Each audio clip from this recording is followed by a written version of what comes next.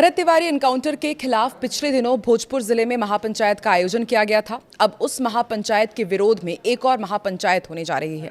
इसे सीएम सम्राट चौधरी के समर्थन में बुलाया गया है। पूरा मामला क्या है और भरत तिवारी एनकाउंटर की जांच कहां तक पहुंची है, आइए जानते हैं।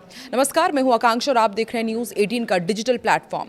बिहार के भोजपुर जिले में हुए बहुचर्चित भरत तिवारी एनकाउंटर पर राजनीतिक पारा गरमाया हुआ है। इसी बीच एक और महापंचायत का ऐलान हो गया है। पिछले दिनों शाहपुर के बिलौटी गांव में भरत तिवारी के समर्थन में हुई महापंचायत के विरोध में एक और महापंचायत बुला दी गई है। इसका आयोजन जगदीशपुर में 5 जुलाई को होगा। आयोजक का कहना है कि सीएम सम्राट चौधरी को मजबूत करने के लिए महापंचायत होगी। इसमें लाखों की संख्या में बहुजन समाज के लोगों के जुटने का आह्वान और दावा किया जा रहा है। इस कार्यक्रम को बहुजन महापंचायत नाम दिया गया है, जिसका आयोजन 5 जुलाई को भोजपुर जिले के जगदीशपुर में लाल बिहारी सिंह टोला हाई स्कूल मैदान पर होगा। सोशल मीडिया पर बड़ी संख्या में लोगों से इस कार्यक्रम में जुटने का आह्वान किया जा रहा है। इस महापंचायत का आयोजन बहुजन आर्मी नाम का एक संगठन कर रहा है। बहुजन आर्मी के राष्ट्रीय अध्यक्ष गोल्डन दास ने दलित, आदिवासी, पिछड़ा, अल्पसंख्यक समाज के लोगों को इस महापंचायत में जुटने का आह्वान किया है। गोल्डन दास ने एक यूट्यूब चैनल से बातचीत में कहा कि इस महापंचायत के जरिए बहुजन समाज के लोग सीएम सम्राट चौधरी को मजबूत करेंगे। उन्होंने कहा कि भरत तिवारी के एनकाउंटर के खिलाफ सवर्ण समाज की ओर से बिलौटी गांव में महापंचायत हुई थी। अब उसके विरोध में बहुजन समाज एकजुट होकर सरकार को मजबूत करने का काम करेगा। आने वाले दिनों में दिल्ली में भी ऐसी महापंचायत के आयोजन होने की खबरें हैं। 5 जुलाई को प्रस्तावित बहुजन महापंचायत का सोशल मीडिया पर जो पोस्टर जारी किया गया है, उसमें भगवान बुद्ध, सम्राट अशोक, भीमराव अंबेडकर से लेकर लालू यादव, नीतीश कुमार, रामविलास पासवान, मायावती और मुलायम सिंह यादव तक के फोटोज लगे हुए हैं।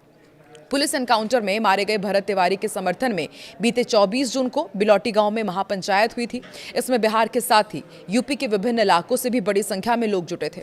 उस कार्यक्रम में पुलिस की कार्रवाई का विरोध करते हुए दोषी पुलिसकर्मियों को गिरफ्तार करने की मांग की गई थी। सम्राट सरकार को भरत तिवारी के श्राद्ध तक का अल्टीमेटम दिया गया है। जनस्वराज पार्टी के सूत्रधार प्रशांत किशोर भी इस महापंचायत में शामिल होने के लिए पहुंचे थे। भोजपुर जिले के बिलौटी गांव निवासी भरत तिवारी की 17 जून को पुलिस एनकाउंटर में गोली लगने से मौत हो गई थी। परिवार का आरोप है कि भरत ने अपना हथियार फेंककर पुलिस के सामने सरेंडर कर दिया था और इसके बावजूद उन्हें 5 गोली मारी गई और इसका खुलासा पोस्टमार्टम रिपोर्ट में भी सामने आया है। परिजन की शिकायत पर शाहपुर थाने में जगदीशपुर के तत्कालीन एसडीपीओ, तत्कालीन थानेदार समेत अन्य पुलिसकर्मियों के खिलाफ हत्या की धारा में एफआईआर दर्ज की गई है।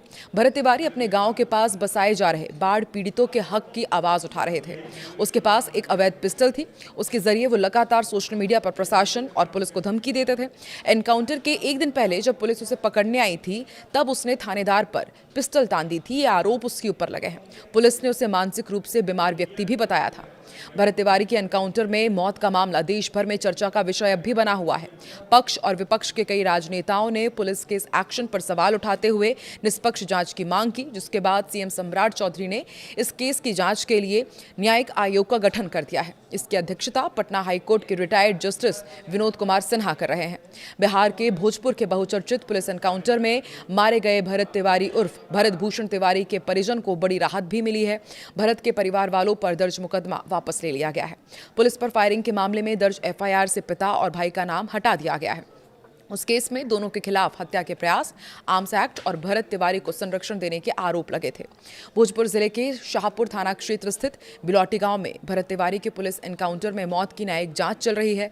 सरकार की तरफ से गठित 1 सदस्यीय न्यायिक जांच आयोग के अध्यक्ष रिटायर्ड जस्टिस विनोद कुमार सिन्हा बिलौटी पहुंचे थे। उन्होंने भरत के परिजनों से मुलाकात कर उनकी बातें सुनी थी और निष्पक्ष जांच और न्याय का भरोसा दिया था। उसके बाद मुठभेड़ स्थल भी वो पहुंचे और बारीकी से उन्होंने जांच की थी, पूरी जानकारी जुटाई थी। जांच के दौरान जस्टिस सिन्हा ने परिजनों से घटना के बारे में उनके पक्ष को गंभीरता से सुना, साथ ही उनका बयान भी दर्ज किया था। परिजन ने उनसे कहा कि हथियार फेंकने के बाद गोली मारने का कोई कानून है क्या। इस पर सिन्हा ने कहा कि इसकी गहराई से जांच होगी, लेकिन परिवार अब भी अड़ा हुआ है कि इस पूरे मामले की जांच सीबीआई से होनी चाहिए और उसके साथ ही उनकी कई प्रमुख मांगे हैं कि जो दोषी पुलिसकर्मी हैं उन्हें जल्द फांसी की सजा का ऐलान किया जाए। एक तरफ न्यायिक जांच चल रही है, दूसरी तरफ परिवार अड़ा हुआ है कि सीबीआई जांच होनी चाहिए। वहीं रिटायर्ड जज जो इस पूरे जांच की अध्यक्षता कर रहे हैं, उनका कहना है कि जांच अच्छे से होगी और जो दोषी हैं वो बख्शे नहीं जाएंगे। आपको क्या लगता है, जो नई महापंचायत बुलाई जा रही है और इसके साथ जिस तरह से ये लगातार मामला तूल पकड़ रहा है, अब इस मामले में आगे क्या होने जा रहा है? कमेंट सेक्शन में अपनी प्रतिक्रिया जरूर दें।